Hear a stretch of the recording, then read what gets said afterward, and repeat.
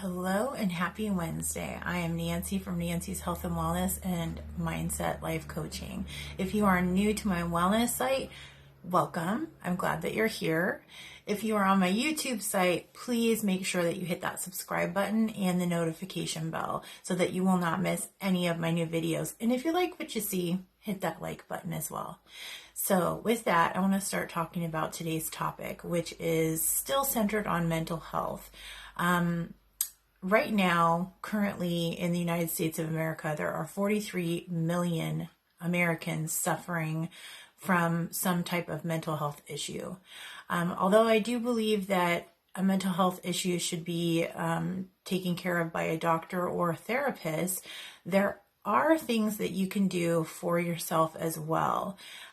Specifically, people who are suffering from depression, bipolar, schizophrenia. There are many things that you can do for yourself. Your nutrition is very, very important.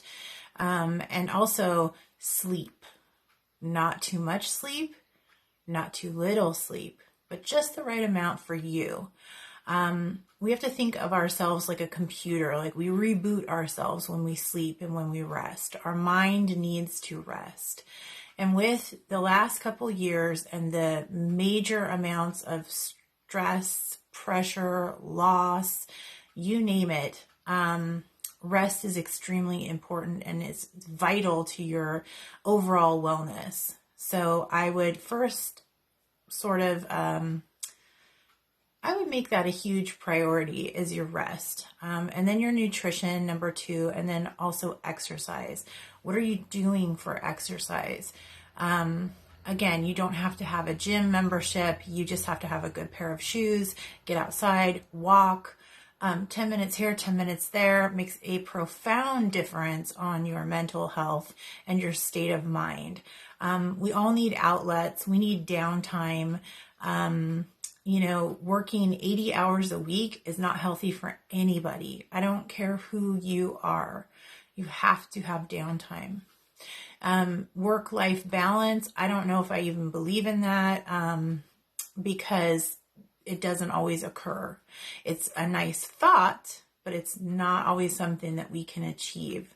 So getting back to the mental health issue, also I do believe that taking the shame and stigma away from it is huge. And I know that most of us know somebody who suffers from a mental health issue or has in the past. And when you are a kind friend or kind family member and you show them how much you love them by listening, it means so much to that person. We have choices. We have choices to understand things. And sometimes when other people are suffering from mental health issues, not everyone understands. I would encourage you to research it, whatever it is that your family member or friend has, to research it and get a better understanding and ask questions. If you're close enough to that person, you should be able to ask questions of them. It is not as simple as just taking medication. It's not as simple as that for a lot of people. Schizophrenia is a very, very challenging mental health disease, and it does not get better generally, and it's very hard to sort of stabilize it. And I know this because I did work in behavioral health, and I worked in a behavioral health clinic for about 3.5 years. So I have worked with schizophrenics, I've worked with depression, clinical depression, I've worked with bipolar, and there's different levels of bipolar too. Once you've seen one, you have not seen them all. Trust me, you have not. A lot of people have misunderstandings and misinformation on mental health. So I'd really encourage you to educate yourself, research, and if you're close enough to that person, like I said, then ask them questions so that you can be more clear about what they're going through, and then you can help them. This is all about helping people, and I just really want people to understand that mental health should not have the stigma that it has.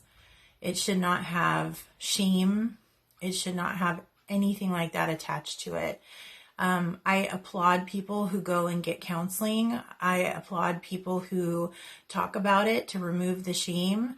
And I really admire people who've come from a very dark place and have made their life better because they took control of their own issues and decided to have a better life. And that's what my life coaching is about too. It's not so much about therapy.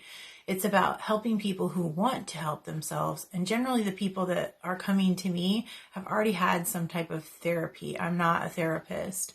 Although I was a counselor in the past, a clinician, in behavioral health, that is not my job title anymore, and that is not what I do. I welcome people who want to help themselves. So with that said, that's what I wanted to discuss today. I hope that it has brought some clarity to many of you, and I hope that you understand that there is an immense amount of stress and anxiety piled onto people right now, and we need to give people a little bit more grace and understanding. All right. Thank you for listening. I really appreciate it. And I hope that you walk away with some nugget of gold here. Thank you. Take care.